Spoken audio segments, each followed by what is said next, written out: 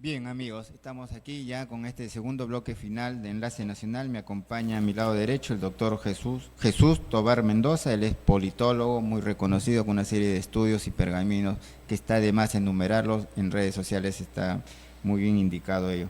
Doctor Tobar, un gusto contar con su presencia. De igual manera, Engels, a ver si podemos decir algo nuevo. Ay, sí, pues porque ya yo he visto íntegramente este diálogo, entrevista que he tenido en el programa del científico Modesto Montoya, en el que usted prácticamente ha argumentado lo que lo ha hecho en un gran artículo. También he leído el extenso artículo que parte sobre la asunción de mando de doña Keiko Fujimori Gucci. Yo quiero centrarme, quiero ir a... Yo he visto, íntegramente presenciado el mensaje a la nación de doña Keiko Fujimori, y a mí me ha llamado particularmente la atención dos menciones a la fecha en términos de días que va a durar su mandato, contando desde el primer día en que ella jurado, que dice que le quedan 1826 días. Y dos veces lo he remarcado, y en una tercera dijo, y en 5 años me voy. Porque ha tenido la necesidad de, en su mensaje presidencial, tener de que, en una forma, afirmar de que en el tiempo cronológico lo que le queda de mandato. Quizás sea un fuego artificial, es decir, tratar de tranquilizarnos a todos de que no se va a quedar, pero a veces un gesto dice todo lo contrario de lo que aparentemente muestra. Esto lo podría verse desde el psicoanálisis. Ujú. ¿Ah? Quiere decir que cuando yo te digo que, supongamos en un caso ficticio de que me simpatizas mucho, Engels, pero mucho, mucho, mucho, quizás te estoy diciendo lo contrario. En realidad me odia. Enfatizar algo implica muchas veces tratar de ocultar una versión opuesta. Pero bueno, es una mera especulación mía, así como es una mera especulación de ella el hecho de solamente pues decir que en el futuro ella se va a ir. No sabemos qué va a pasar. Sí, a mí me dejó preocupado esa remarcación, ¿no? Y digo, ah, el que si dice eso es porque no se va a ir, es mi opinión. Ojalá me equivoque. Por eso que yo he empezado a contar, ¿no? Estoy retrocediendo, ¿no? 1825 estaríamos ahora. Ahorita estamos, no, 3 días de... Y ahora, otro término, antes ya de asumir, ella da declaraciones a la prensa desde este despacho que lo ha llamado despacho de la presidenta electa, ¿no? En que dice que en base a que su equipo ha tomado contacto con los ministros salientes, encuentra un estado catastrófico. Nos ha hablado de una catástrofe. Bueno, si a mí me anuncian un estado catastrófico, salgo pues con un mensaje a la nación, pero con una gran sensibilidad, ¿no? Sin embargo, a la hora que hemos conocido el gabinete ministerial, muchos de esos, digamos, ministros que han sido designados son parte de esa catástrofe de la que ella habla. Sí, efectivamente, Engels, acá la novedad es que no hay novedad. De tal forma de que uno puede remarcar que un gobierno es catastrófico si el gobierno que termina ha sido del grupo adversario y ella Así. estaba en la oposición los días antes. Es lo que hace, y ahí con mayor fundamento, Milei respecto del gobierno anterior, Fernández. Es decir, uno es de extrema derecha en el caso de Milei y el otro es no de extrema izquierda, pero de izquierda, pero opuestos. Entonces dice, pues, Fernández me deja un gobierno en una situación en terribles condiciones, lo cual no se alejaba de la verdad. Pero acá, pues, es lo que ya toda la prensa de oposición crítica remarca. Y además de lo que se refleja claramente en los equipos de transición. Muchos de los equipos de transición eran parte del gobierno que estaban recogiendo los datos o preparando la salida. Entonces ellos están prácticamente entrando por una puerta y la misma persona está entrando por la otra puerta. Esto, fíjate, ocurrió con las privatizaciones con el gobierno de su padre. Uh-huh. El primer Fujimori, Alberto, constituyeron equipos de privatización supuestamente neutrales, a favor del gobierno para que las empresas públicas que sean vendidas, el Estado peruano logre el mayor recurso, pero muchas veces estos miembros de estos equipos de privatización ya tenían familiares, personas relacionadas por fuera para comprar esas empresas. Entonces ahí había un evidente caso de corrupción. Entonces ocurre lo mismo acá, es decir, están recibiendo funcionarios, dizque a nombre de Fujimori, lo que pocos meses, pocas semanas, pocos días antes eran los mismos que estaban desempeñando esos cargos. Es como si tú dieras la bienvenida, estimado Engels, a un nuevo locutor en tu programa, en tu mismo horario, y te sentaras acá mismo y dijeras, mire, señor Engels, le voy a dar la bienvenida, ¿no? Es una cosa que se podría llamar una farsa. Y esto me permite recordar esta cita que hago sobre Engels, que decía que muchas veces la historia se repite dos veces. ¿Sobre mi tocayo? Sí, perdón, de Hegel. De Hegel ya sé. De Hegel. ¿Hegel cuándo ha dicho esto? De Hegel, ¿no? Fue, claro. Solo que la primera vez ocurre, enfatizaba un seguidor de Hegel, Marx, que la primera vez ocurre como tragedia y la segunda como farsa. Entonces es parte de la farsa estos comités de transición, de recibir el nuevo gobierno cuando ellos mismos formaban parte del gobierno. Creo que algunos locutores de la prensa oficial, de la televisión oficial, hasta se dieron cuenta de eso y no entendían por qué.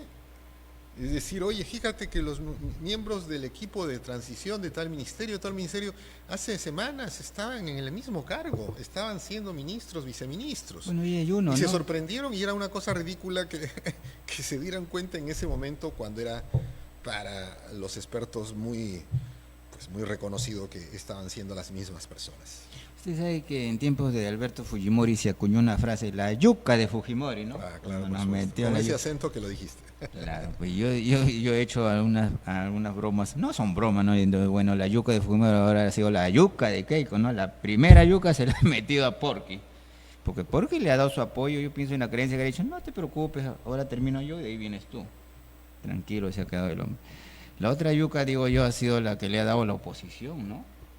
Cuando han elegido la mesa directiva, primero un empate con un voto que no se supo dudoso. Y después, si ya se sabe quién ha sido, aunque la señora niega por todos lados que ella no ha traicionado, pero no mostró el voto. El expresidente Alan García dijo que dos cualidades de la política es la traición y la hipocresía. Yo creo que la oposición ha saboreado eso, ¿no? La traición y la hipocresía. Sí, va a ser evidente la traición, aunque lo niegue porque no hubo una evidencia exacta, pero simplemente la deducción de los votos y lo que los otros mostraron nos lleva a eso. Pero va a ser evidente en el futuro inmediato. Es decir, va a haber otras votaciones donde si esta señora se mantiene con el voto de oposición, pues las bancadas oficialistas van a develar la prueba de cómo la compraron. Es decir, ellos son expertos, herencia de Montesinos, que cuando sucedió la transacción, es decir, compraron el voto, lo hayan registrado de alguna manera. Entonces la señora va a estar permanentemente entre la espada y la pared. O finalmente se devela fujimorista, lo cual también no va a ser sorprendente. Va a decir que sus compañeros no confiaron en ella, que se siente incómoda y que por tanto busca alguna bancada por la cual trabajar por el Perú. Le aseguro que esas van a ser sus palabras. Y bueno, se va a ir al otro lado, pero al final, si es que no logra irse de todo al otro lado, va a estar igual traicionando cada vez con otros votos claves para decisiones importantes, y si no lo hace, algún periodista va a señalar la prueba de la traición. No, y mire, el joven diputado Yair Manrique, que es de la UNI, él ha dicho que lo han querido comprar. Sí, lo mencionó. Lo ha dicho ayer. Yo no creo porque yo lo he tenido aquí, yo no le veo al joven que tenga todavía esas mañoserías, no está jovencísimo, no vayas a malograr, truncar tu vida política, porque él tiene una serie de proyectos de base tecnológica. Ya se le presentó la tentación una vez, yo le dije, se te va a presentar nuevamente. Seguro que le van a poner por sus proyectos de ley que quiere, en base a la IA, digitalizar todo el Estado peruano. Entonces las malas mañas siguen con el fujimorismo. Sí, lo ha mostrado desde el primer día. Entonces. Pues yo digo, ¿qué más prueba, por eso evidencia? Decía hace un rato que no hay novedad. No hay novedad, ¿no? Y ahora, ¿qué fenómeno ha ocurrido? Porque como dice, a la cuarta ha sido la vencida, 3 veces ha candidateado, tanto la ha sufrido para llegar Bueno, dicen que ha sido se ha entregado en ese objetivo de querer, ya sea con trampa o de buena fe. Vamos a quedarnos con la duda, ¿no? Si realmente hubo el fraude o no hubo. Pero al ver, ¿usted cómo lo ha visto en ese discurso de 45 minutos? Yo noto una Keiko que está realmente fuera de sí, que no sabe realmente qué es lo que ha hecho. A ver, yo quisiera quizás dar alguna versión algo novedosa, estimado Engels, de mi parte. A ver. Creo que entre las muchas falencias, fallos que la oposición crítica, ya sea política o periodística, señala a Keiko, yo quisiera destacar al menos una virtud. ¿Una virtud? Sí, de Keiko en política. Y esa virtud se llama ambición política. Ambición. ¿Y ello es malo? Para nada. No hay buen político, y desde el punto de vista maquiavélico, y me refiero al buen maquiavélico, no al que conocen y citan cotidianamente, no hay buen político que no tenga ambición. El político que no tiene ambición no va a llegar a la puerta de salida, ni siquiera a la esquina. Entonces, Keiko ha demostrado ambición política y ha llegado a donde quería llegar. Por tanto, esta larga trayectoria de 3 derrotas, insistir, esto hace que el destino, si pudiera expresarse con palabras, le diga, te doy la oportunidad, porque la ha buscado, ¿no? El que la sigue, la consigue. Entonces, esto es una virtud importante, saber llegar. Pero ahora acá debe acompañarse de otra virtud, y eso no lo sabemos. Una cosa es saber llegar, lo cual lo ha logrado, felicitaciones, y otra es saber quedarse, que ese es otro reto importante. Ganar y luego usufructuar lo ganado, en el buen sentido de usufructuar lo ganado, es decir, gobernar, ganar una elección y luego gobernar. Pero sí es evidente, yo estoy diciendo cosas que pretendo sean novedosas, pero son obvias en el fondo, de que tiene ambición política. Todo buen político o mal político, pero que llega al poder, para Maquiavelo eso es ser un buen político, llegar al poder, debe tener una ambición. Y eso lo remarca varios siglos después otro de los grandes teóricos de la política, Max Weber, que pues hay que tener esa ambición. Muchas veces Weber distingue entre 2 tipos de políticos, el político de vocación y el político de responsabilidad. El político de vocación son aquellos que bajo los términos maquiavélicos se le podría llamar los príncipes, los que buscan el poder, ¿no? Político de vocación fue Alan García, lo es en este momento Milei, lo es Kast, Espriella en Colombia. Y los políticos de responsabilidad son los políticos cuya traducción sencilla para tu audiencia, tu público, serían los tecnócratas, los burócratas, los ministros, los que van a ser viceministros, directores generales. Esos son los políticos de responsabilidad. Entonces, son muchos los políticos de responsabilidad y pocos los políticos de vocación. El Perú en los últimos 25 años, menos 20 años, prácticamente perdió a todos sus políticos de vocación. Otra palabra para indicar a político de vocación son líderes políticos. Con ve ninguno. O sea, Keiko ahora demuestra que lo es. Una política de vocación. Tiene la ambición y para mí una virtud, ¿no? Maquiavelo en el término latino le llamaría virtù, así se le llama. Una virtud, tener esa ambición para llegar al poder. Tú me dices, hay otro. Yo no creo que con lo que he visto o hemos visto, Roberto Sánchez todavía haya demostrado esa vocación de poder. No lo ve. Y los otros candidatos, pues los pitufos, los que ahora son algunos de ellos ministros, no lo son. Han sido políticos de vocación Aya de la Torre, Belaúnde el padre, Bedoya Reyes, Alberto Fujimori indudablemente, y ahora la hija. Bueno, entonces esa es una virtud que quizás hay que otorgársela por la fuerza de los hechos. Ahí la vemos. Interesante cómo lo ha conceptualizado, políticos de virtud y de vocación. Y lo que le pregunto si ve otro, porque yo ya me pongo en el escenario de que ella cumpla con los 5 años, o sea que no tenemos a la luz de los hechos, ¿a quién elegir? ¿A un político de virtud de aquí a 5 años? Sí, un país no se puede dirigir sin políticos de vocación. Y ese es uno de los grandes carencias de nuestro país. No hay líderes políticos. Mientras que nuestro vecino del sur tiene muchos políticos de vocación y muchos de ellos ya han gobernado, han sido presidentes y han demostrado ese liderazgo. Yo he seguido el proceso chileno desde hace 30 años, he escrito un libro sobre Chile y bueno, pues ahí tenemos al propio Pinochet, otro político de vocación, luego en la transición democrática don Patricio Aylwin, luego seguiría Frei Hijo, Lagos, ahora la candidata a la Secretaría General de la ONU, dos veces presidenta, Michelle Bachelet. Entonces sí tienen. Entonces qué lamentable que nosotros no tengamos esos políticos, esos liderazgos políticos. Y lo más lamentable, ¿no? Que ninguno de ellos, no hay ningún presidente chileno preso, ¿no? Claro, ellos comparten lo que es para Chile un espíritu republicano. Habría que aclarar qué es el término espíritu republicano. Nosotros desde Bolívar, desde hace 200 años, decidimos dejar las monarquías, dejar los gobiernos de un solo hombre por gobiernos de muchas personas. A esto, pues, Aristóteles le llamó democracia. Y en esas condiciones, estas democracias, pues, deben tener, para ser buen conducidas, este beneficio de tener personas que se consagren al bien público. Si esto lo traducimos al latín, estimado Engels, sería a la res publica, la cosa pública, res publicus, la cosa de todos nosotros. Y ahí sale el espíritu republicano.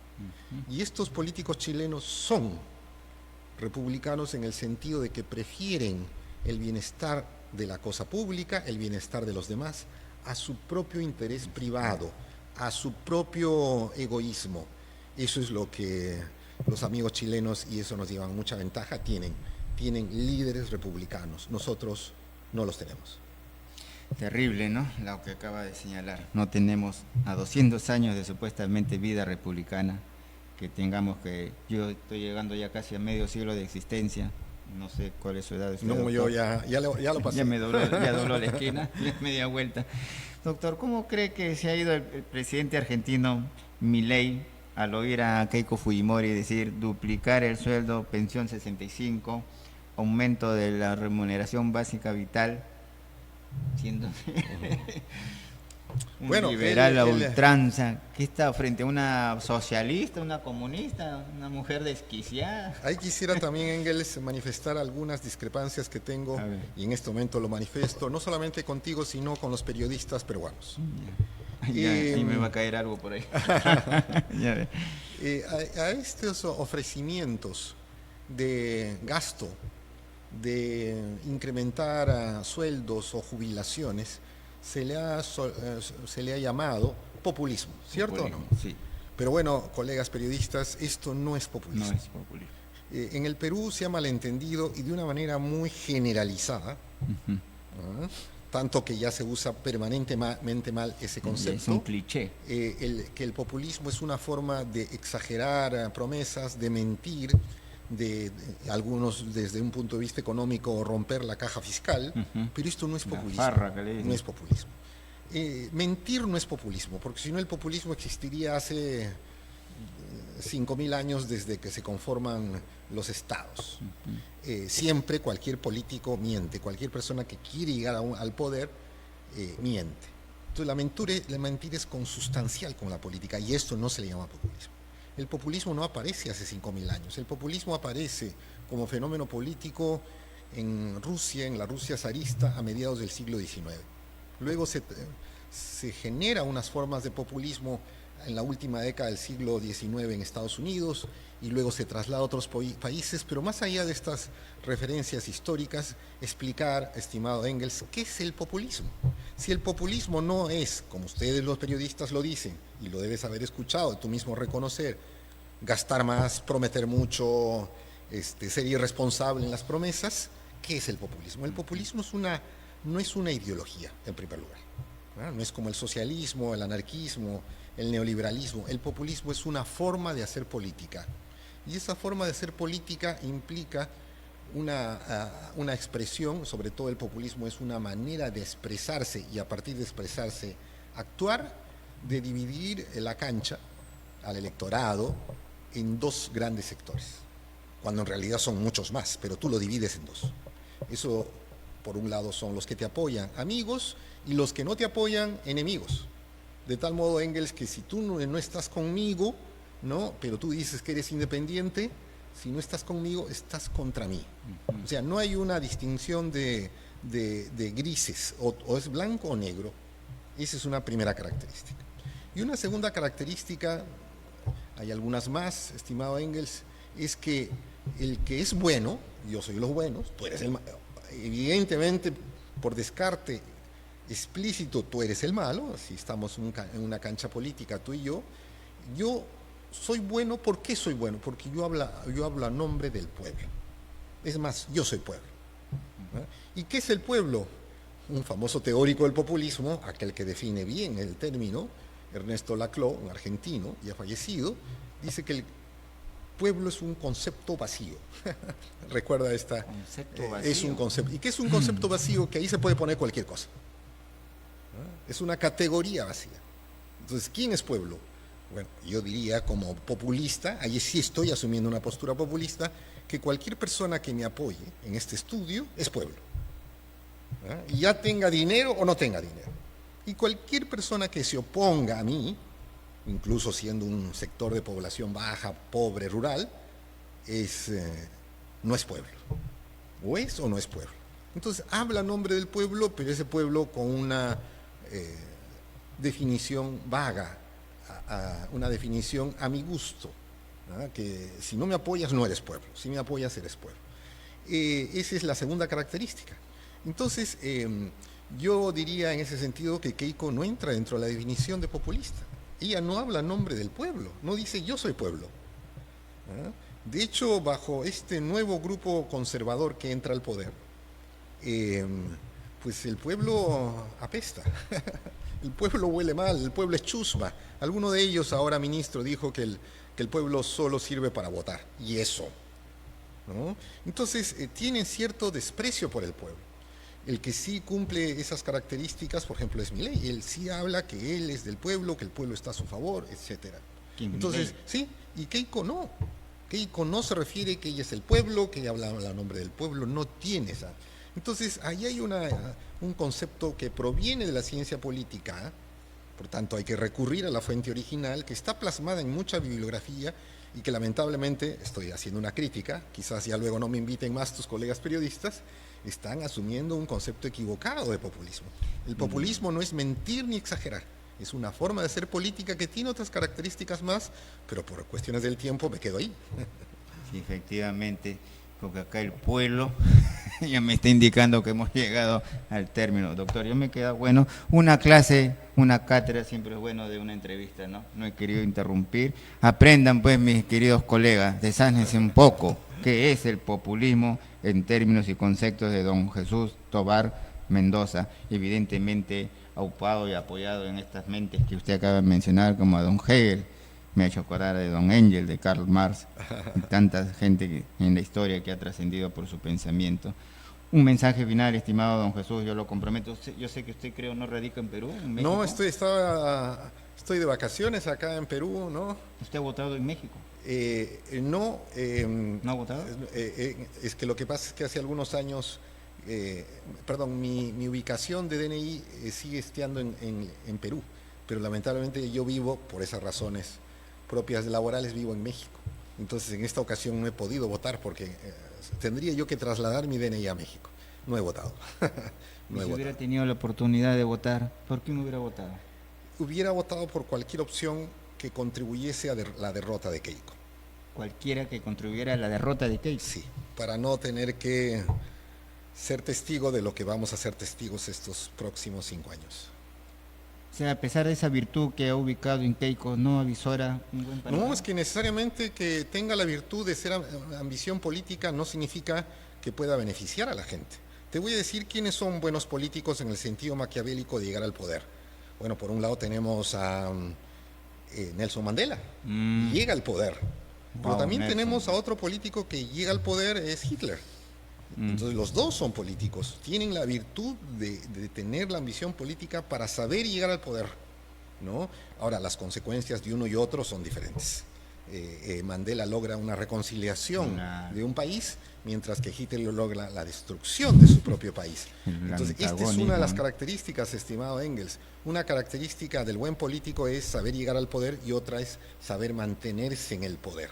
Esto es lo que nos presenta el desafío de evaluarla a Keiko Fujimori en estos siguientes 5 años. Bien, doctor, muchas gracias nuevamente por contar con su presencia. Espero, ¿cuándo retorno? ¿Ya no retorna de aquí?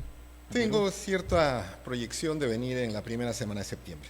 Felizmente que podemos mantenernos en contacto Por supuesto que sí. y seguir viendo cómo podemos va. Conversar por Zoom. Vía Zoom, efectivamente. Muchas gracias. Amigo, qué rápido se fue el tiempo. Conmigo será hasta el próximo viernes. Pásenla bien. Buen fin de semana.